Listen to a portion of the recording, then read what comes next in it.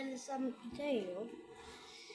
Så skal vi teste, hvordan lorten ser ud i 3x hastighed. Okay, nu skal vi ind. Så det første vi prøver er min pistol. Og efter det så har vi en AK-47. Vi kan se lige den her.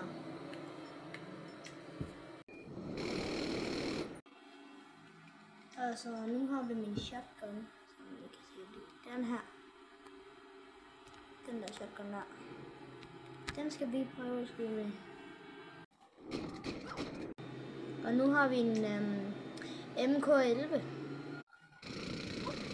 Nu har vi min double barrel shotgun.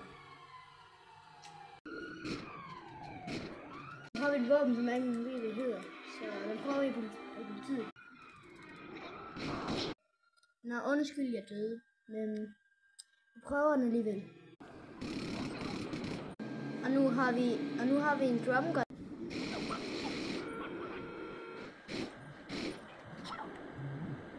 Og nu har vi mit jernbat. Og nu har vi min økse.